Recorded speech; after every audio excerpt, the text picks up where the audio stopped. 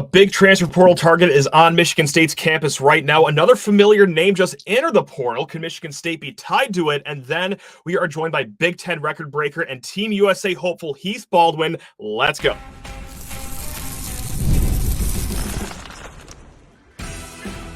You are Locked On Spartans, your daily podcast on the Michigan State Spartans, part of the Locked On Podcast Network, your team every day.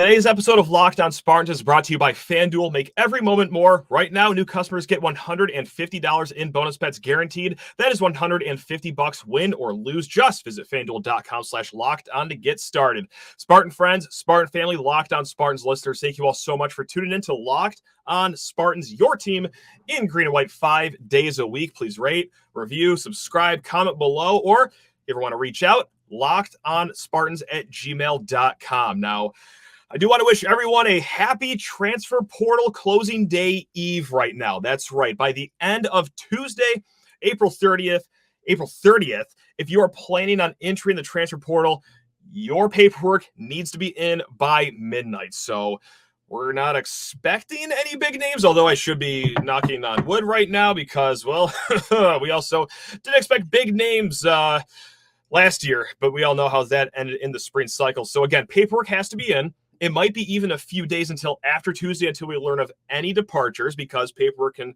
take some time, especially in the NCAA. And another important note, though, you do not have to commit to your next school by the end of Tuesday. You still have pretty much all summer to find your next destination. So that's the big news.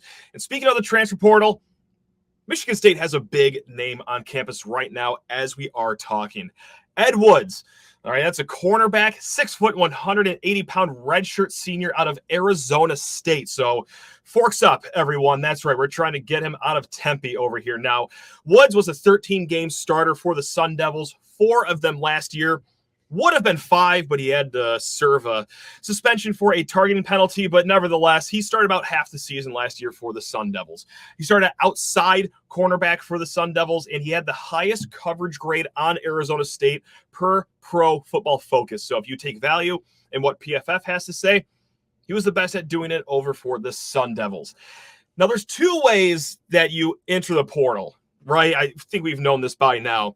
It's either the coaching staff is telling you to kind of leave the program so you can make way for other players to take your spot, or you're out searching for the next step in your career. You're onto better things. This is the latter. Head coach of the Sun Devils, Kenny Dillingham, he was caught by surprise that Ed Wood was heading into the transfer portal. He said, quote, "Ed's a good player. If he does enter the portal, I have a lot of respect for Ed. I really want Ed to succeed in life. Hopefully that's here, and hopefully I think I can help him get to where he wants to go. If he's not here, that is a loss for us." So point blank, hearing it from the Sun Devils head coach himself, this isn't a situation where Ed Woods leaves for the portal and they're like, well, okay, his replacement's here anyway, so good riddance to him. No, that's a big loss for the Sun Devils, and hopefully their big loss can be a big gain for Michigan State.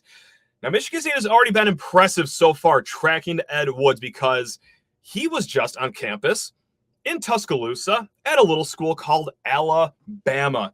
Visited the Crimson Tide not too long ago because the Crimson Tide, they want an experienced guy in that locker room. All right, Nick Saban left the Tide with plenty of 5-star talent, all young 5-star talent at defensive back. So they want someone that's experienced, someone that's old to get into Alabama and kind of help coach up the young bloods there. However, did not commit to Alabama on the spot. Michigan State did lock down a visit. That, again, is happening right now. And there's already a relationship that you can kind of connect the dots on right now with Ed Woods because Coach Meat, that's right, the secondary coach here at Michigan State that came from Oregon, who originally came from Arizona before Oregon, he was a primary recruiter for Ed Woods while he was with the Wildcats. So, yes, Ed Woods obviously did not pick Arizona. He picked Arizona State. But there are already inroads with Coach Meat and Ed Woods, so hopefully that's a relationship that could still blossom here this week. And, well, it's not just relationships. And being friendly with people you know is why you commit to somewhere, especially out of the transfer portal, especially as a fifth-year senior. You probably want immediate playing time. And what would this mean for Michigan State? Yeah, this guy would compete for starting reps right off the bat. There's no question whatsoever about that. So it's a solid, experienced player that we would be adding here. Guys, I do want to level set expectations should it happen. No, I'm not calling this guy a Jim Thorpe winner or that he's going to be the next Trey Waynes out of the portal, coming here to Michigan State. But still, nevertheless, one of the top guys in this cornerback room at Michigan State should he come to MSU, because guys, we just actually kind of got a little scared about it at the end of last week, that cornerback depth, not just starters, which is like something we're kind of iffy on right now, but the depth itself is not where it should be right now in the cornerback room. And the coaching staff knows this. They've been trying to get cornerbacks out of the portal ever since they stepped onto campus in the winter.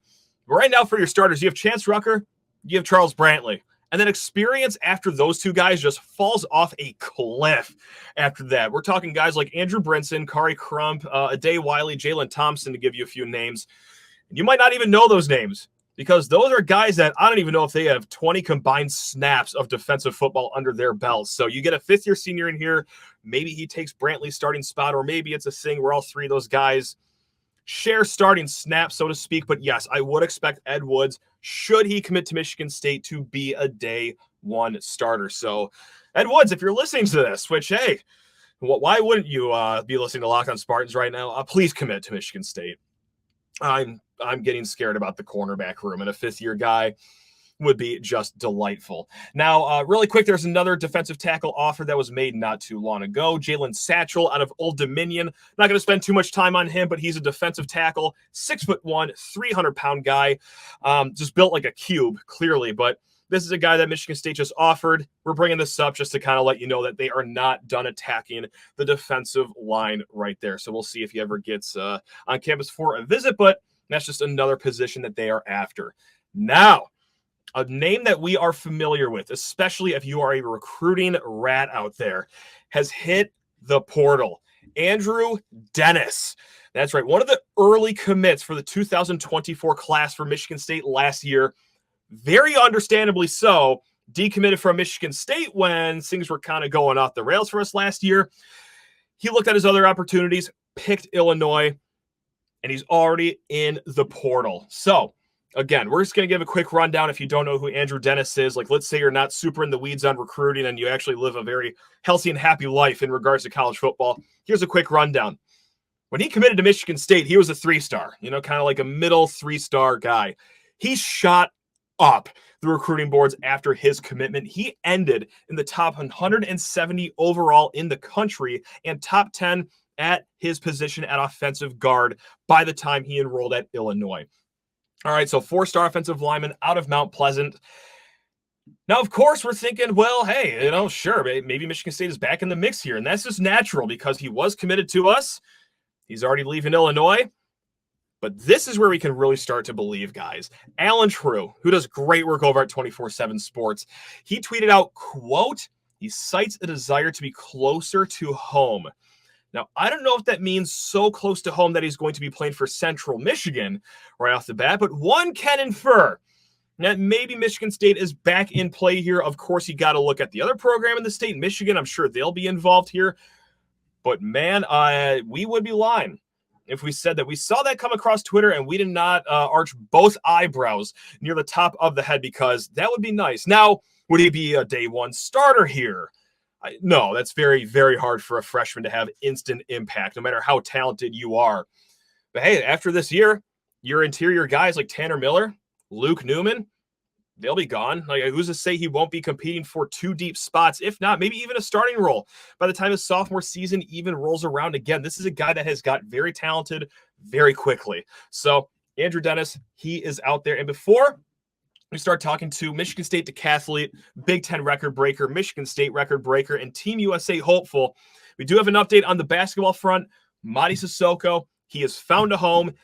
Cal Berkeley, he is going to be playing for the Golden Bears this season. Last year, Cal Berkeley, 13-19 overall, but they just got another nice portal commit out of Andrzej Stojakovic, so maybe big things are expected for Cal. But nice for Mady. Obviously, we're all rooting for him. You'd have to be a monster to not wish for this kid's success here.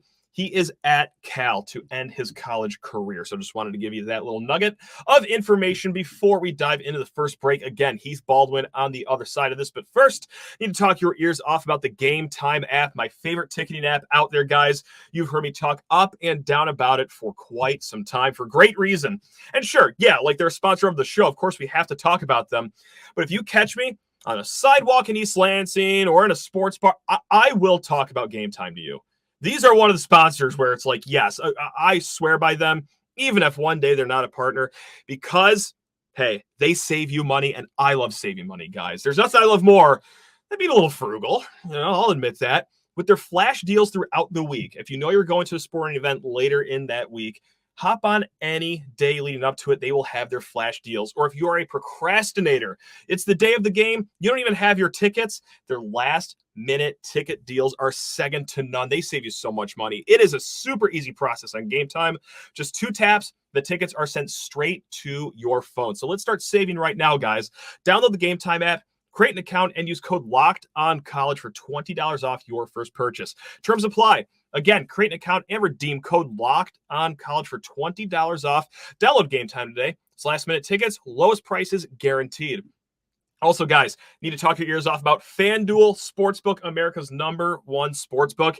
And one of my 3 favorite events of the year is happening this week. No, not NBA playoffs. No, not NHL playoffs. No, not some random MLB series, although you best believe I will be betting on all 3 of those things I just named. I'm talking Kentucky Derby, the Run for the Roses. Oh, it's just one of the best out there. Sierra Leone, 3-1 odds. We have Fierceness at 5-2 odds. I might give my pick later on this week. But hey, before any of that, it's playoff time, guys. Just like I said, the NBA and NHL. And if you're a new customer, it gets even sweeter for you on FanDuel because you will get $150 in bonus bets guaranteed. That's right, $150 win or lose. Bet on everything from slap shots to home runs to slam dunks, all in an app that's safe, secure, and super easy to use. So what are you waiting for? Visit FanDuel.com/lockedon and make your first bet an automatic win. It's FanDuel, America's #1 sportsbook. Now let's get to our guy, MSU decathlete, Heath Baldwin. Michigan State record breaker, Big Ten record breaker, Team USA hopeful, the one, the only Heath Baldwin. He joins the show. Heath, my man, how are we doing over here? We doing okay? Not too bad. Yeah, doing good. How about yourself? Dude, I'm doing sensational right now. The sun is shining, the vibes are high. And hey, we got a great guest on the show right now because, look, you're not just all those things that we said, right? But you are also a decathlete over at Michigan State. You do it all. You run, you jump, you sprint. So my first question is, Heath, quite simply put, like, are you just always sore, or how do you just always feel during the season, man? That's a good question. So yeah, we hit training pretty hard. I got so many events to train for. So yeah, basically we're training nonstop in the weeks leading up to the multi-event competitions. I only do a couple decathlons a year just because it beats your body up so badly. So I feel pretty good like the week before, just because we taper off with our training, and then you feel pretty amazing because you don't realize how bad your body feels when you're in those big training cycles. So you do eventually have a sense of calmness in your body. It's just the week before you go off for a decathlon. Yeah, so basically I'm just beating myself up the whole year. Sure. And then like the week before I do a decathlon or something, we'll taper off, and then I feel like amazing. So just like how we started this chat here, I mean, you've done so much. Like, you're coming off indoor season where you're the NCAA runner-up. You have the Big Ten decathlon record. You've been smashing Michigan State records left and right here. Team USA trials coming up in June. But what else is there to do for you, man? Like, what is the next big goal that you have in your sights? Yeah, so the main thing I'm focused on this year, so I had this first opening decathlon score that was obviously pretty good. And now the main thing I got my sights set on is the Olympic trials, just placing top 3 there so I can make that Olympic team. That was like the main goal for me this year, was making the Olympic team. So I'm just going to try to make that team and then go from there. So this might just be a silly question, but let's take it all the way back to the beginning here. When did you realize that you were just a great athlete? As silly as that sounds, but when did it really set into you that, like, holy crap, like, not only – am I one of the first picked on the schoolyard, or, hey, I'm a pretty good high school athlete, but when did you realize that, hey, Olympics could very well be in my future here? Yeah, I know. I was always pretty athletic, so I grew up playing like football, basketball, baseball, I was always pretty good at those sports. I played like competitive travel baseball from like 4th grade to 8th grade, where like our team was getting recruited in like 8th grade. Some of the guys on our team for baseball and stuff like that. So just always been doing competitive sports my whole life. Throughout high school, I was pretty good at some sports. I think I was all state in every sport that I played: basketball, football, and baseball. We were D4, so it was a little bit easier. But yeah, so I think that gave me a good idea. I never really like knew too much about the decathlon until I got to college. That's what I got recruited for in high school, just because I was good at a couple different events, and then they saw my background in other sports. So I never really I didn't know how things were going to progress in the decathlon, and I'm just happy to be at this point now. Here you are. When did you realize that, okay, well, I'm gunning for Paris? Was it after you put up a certain score at a meet? Was it just, during practice where you put up insane times? Or when did that finally cross your mind? I think always since I got to college, I knew that this 5th year was going to be an Olympic year. So like in the back of my mind, I like always thought I was like, maybe at some point I'll be good enough to compete for that Olympic team. And then last year when I went over to 8,000 points for the first time, I kind of was like, okay, I think I can really get to the Olympic standard maybe next year. And then obviously after this indoor season, I had a great indoor season, PR'd in almost every event. And then this outdoor season so far, I just put up the Olympic standard last week. So yeah, things kind of got a little out of hand here. I was just trying to think about my training and take it one day at a time. And we've just built to this over the past 2 years. So. Because have you surprised yourself with what you've been able to do, whether it's surpassing 8,000 points, breaking Big Ten records, whatever? There's no way to answer the question, I guess, like without sounding arrogant, but like it's reasonable to sound like that. Like, have you surprised yourself, or have you kind of realized that you were on this trajectory during your college career? Yeah, I think I've always believed that this was possible for me. Okay. Especially after last year, I thought that this was something that could happen. It is a little surprising for it to like actually be happening now. I feel like everything that I've like wanted to not accomplish, because I have a lot more that I want to accomplish, but the point that I wanted to be at exactly in this like moment in this month in my 5th year is like exactly where I want to be.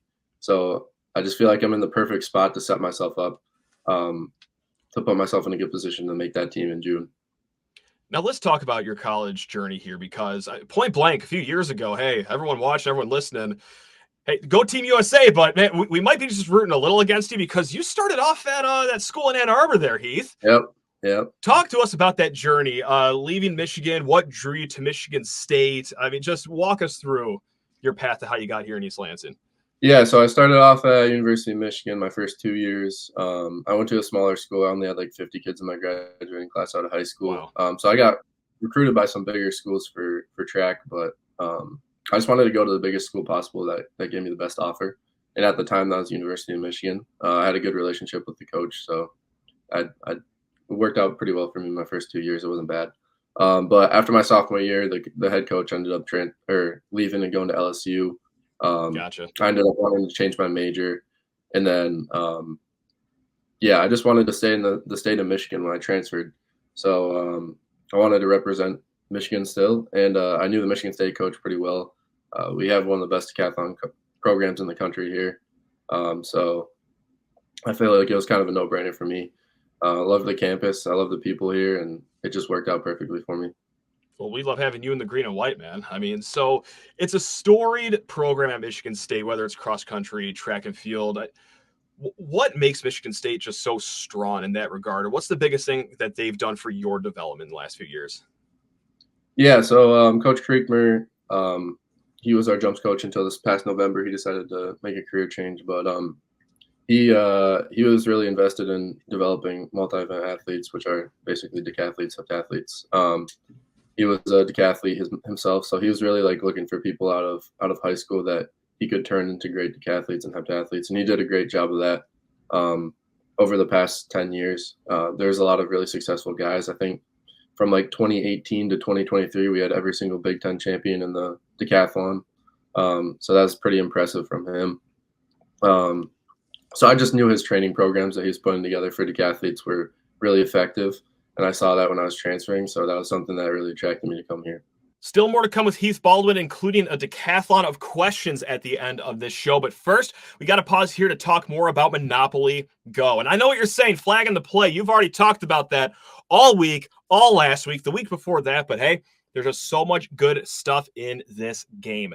In Monopoly Go, you can team up with friends for time tournaments where you work together to build up each other's boards. The more you win together, the more awesome prizes you unlock. And there's so much to get, like unique stickers that you could trade with friends, to complete albums for big prizes, cool new playing pieces to travel the boards with, and hilarious emojis for taunting friends when you smash their buildings or heist their vaults. That's right. You can dial up the competitive side here in Monopoly Go. Plus, Monopoly Go feels new and exciting every day with constantly changing tournaments and challenges. A ton include their own unique mini games like digging for treasure or a robot pachinko machine. There is also new timed events that help you win big, like massive multipliers for everything you win or rent frenzies. There's always something fun to discover on Monopoly Go. It's right, the new twist on the classic game I love, you love. So get off the bench and go download it for free right now on Google Play or the App Store. Game on with Monopoly Go. How different is your life just from, like, you know, any friends that you have on campus? Because look, on my end, I was not an athlete. I know it's going to shock a lot of people here. I was not a Division I athlete. My weekends senior year were like 4, sometimes 5 days long, just hitting double on a Wednesday and then just going from there. How different of a life do you live? Like, are you pretty much just training, or do you ever like get to actually go out and walk on Abbott Road once in a while? Yeah. So I'm pretty focused on my training right now. So when I'm hitting it hard. So like I'm not really thinking about much else. Now that everybody's about to leave for summer, there's not going to be much else to do either. Sure. Everybody goes home for the summer, and then East Lansing's kind of a ghost town, so you really lock in. There's really no distractions, which is probably a good thing, but not that I've been distracted. But. Sure. Obviously not, as you're shattering, records left and right here. It seems like you got a good head on your shoulders. I'm pretty focused on my training. I don't really do much else. I mean, I have the occasional bonfire with my buddies in the backyard. Try to go. A little bounce there, Yeah. But yeah, I'd say don't really have much time to do anything else but train. You're living what they call a responsible life. So good for you. Way to go ahead and tackle that. How often are you just like recognized around campus, if ever, though? Because like, obviously, the football players, basketball players, that you might turn your head and be like, holy crap, that's blank. But here you are, one of the most storied decathletes in Big Ten history. You very may well have the Olympics on your horizon. Has anyone ever just stopped you and be like, hey, you're the guy? Or is it a pretty quiet life over the life of Heath Baldwin, despite maybe coming to a television on NBC near you this summer? Yeah, it's been pretty chill. This fall wasn't too crazy, and then kind of after this indoor season, people started to recognize me a little bit, I think, and then especially this past week after last week, I've had a couple people come up to me and say some stuff. So it's I think last week was really the thing that kind of was my biggest accomplishment by far. So I mean, when people start talking about the Olympics, I think that's when people really start paying attention. So. Yeah, understandable. And the Locked On Spartans boom will help you too. I'm sure one person will come up to you, courtesy of this show. That accounts for roughly a quarter of our listenership. So expect that. Throngs of people. I love talking to people. So if you see me, for sure, come up and say hi. So here we go. And speaking of like football players, basketball players, because you talked about like you were a multi-sport athlete, obviously your whole life. How far can you throw a football? Let's say that we could find another year of eligibility for you right here. And MSU is down 6 points at the end of the game, but they are 70 yards away from the end zone. Obviously, you are very good at throwing things. How far can you launch a football? Can we get you on the team? Yeah, that's a good question. I haven't tried in a while. I was a pitcher. So the reason I'm pretty successful in the javelin right now is I pitched competitively growing up. I had a pretty decent arm. Like I think junior or sophomore year, I got clocked at like 88 fastball. So that was 50 pounds ago. So gotcha. Probably am throwing a lot harder than that now, but not exactly sure. Yeah, I think I was a wide receiver in high school, so I think that would be my better event. Then again, yeah, for Hail Marys, we could have a jump ball specialist too in the end zone. So yeah, whether it's Aiden Childs throwing you the ball in the end zone or you throwing the ball to someone in the end zone. Well, I'll talk with Jonathan Smith, the NCAA, see if we can work eligibility. Yeah. That was basically all I did in high school. Our quarterback in high school has the state passing record for passing, or state record for passing touchdowns, and he just chucked me up jump balls all day long. I was gonna say, like, what are the plays in the huddle? Or what was it? Just Heath go on, or you just looking at him at the line of scrimmage, just giving the finger? Yeah, Like, we had a lot of jump ball plays, just back shoulder balls all day. It was a fun time, especially we ran the spread, so we had me, a guy that went to K College, Christian Bartholomew, who was a wideout at Michigan, and then we had like another guy that played football in college, and we were going against a bunch of like little guys, so it was pretty easy. that's an okay squad. Like that'll work. That'll play. Not too bad for D5 football. Not too shabby at all here. So look, you do the decathlon. Those are obviously strenuous events. Actually, really quick before we get to the next one, what is the hardest event part of the decathlon in your opinion? Yeah, I think the hardest event's probably the pole vault, just because it's so technical. And it's also the 7th event, so by the time you get to the pole vault, your body's pretty beat up. Gotcha. And you got to sprint with the pole, planet, and flip upside down, basically. So there's just a lot of room for error there, and it's such a technical event, so you really got to lock in for that one. I would impale myself. That looks so hard. Like, is it as hard as it looks? I know that I just have a lot of stupid questions, but is it as hard as it looks? I would say it's harder than it looks. And then obviously the last one, we had to run like a mile as our 10th event after being at the track for like 2 days long, 10 hours each day. Jesus. And that's just a bunch of 200-pound guys running a mile against each other. So that one's pretty fun to watch for the people that aren't doing it. What's your best mile time right now? It's 4:38. So, good God, wow! I ran a 4:38, but then I crossed the half-mile marker, so that's where I'm at right now, fitness-wise. The thing that sucks is it always comes down to that last event. Everybody's usually pretty close, so I'm sure even at the trials, it's probably going to all come down to the 1500. Good God! Well, hopefully not. Yeah, that's true. Hopefully, it's already in the bag by then. But I mean, if it does, I'll be ready. If it does, I'll be ready. Absolutely. So now we're gonna get to the real hard part. You think track and field is hard? Right now, we got the Locked On Spartans decathlon. I have 10 lightning round questions. See if this is where we're gonna end the show on. Some of these are just fairly basic. Some of these I don't even know if they're gonna make sense, but screw it. We're gonna try it, man. We're gonna go for it. Are you ready for the Locked On Spartans decathlon right here? Yeah, I'll do my best here. All right, let's do it. Number 1, former MSU athlete you would love to meet. Oh, that's a good question. Coming in hot.